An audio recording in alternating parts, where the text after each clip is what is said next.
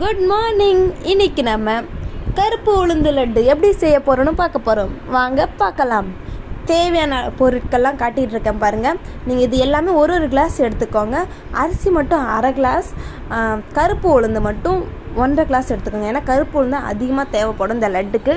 So இது பேர் கருப்பு உளுந்து லட்டு. ஸோ அதனால் கருப்பு உளுந்து மட்டும் அதிகமாக தேவைப்படுங்க.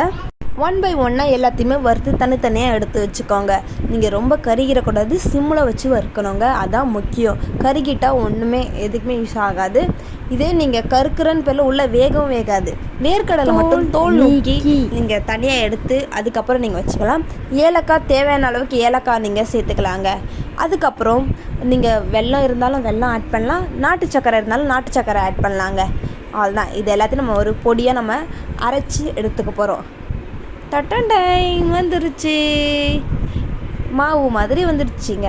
இப்போ நம்ம இது கூட இது தனியாக வச்சுருக்கலாம். இப்போ நம்ம முந்திரியை கொஞ்சம் குட்டி குட்டியாக நம்ம வடைச்சி வச்சுருக்கலாம். அது கூட நெய் இருக்கு இல்லையா, நெய்யை நல்லா ஊற்றி நல்லா ஹீட்டாகி அதில் நம்ம முந்திரி அண்ணாவை போட்டு பொன்னிறமாக வர வரைக்கும் கொஞ்சம் வெயிட் பண்ணுங்கள். ரொம்ப கறிக்கிறக்கூடாதுங்க.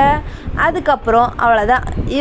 அவங்கள கூட சேர்த்து நல்லா மிக்ஸ் பண்ணி விட்டுருங்க. இந்த மிக்ஸ் பண்ணுறேன் பாருங்கள், இதே மாதிரி தான் நல்லா மிக்ஸ் பண்ணிடுங்க. வெயிட் பண்ணுங்கள், இன்னும் முடியலை. நம்ம ஜோதி அக்கா போட்ட நல்லெண்ணெயை எடுத்துக்கோங்க, இதயம் நல்லெண்ணெய்.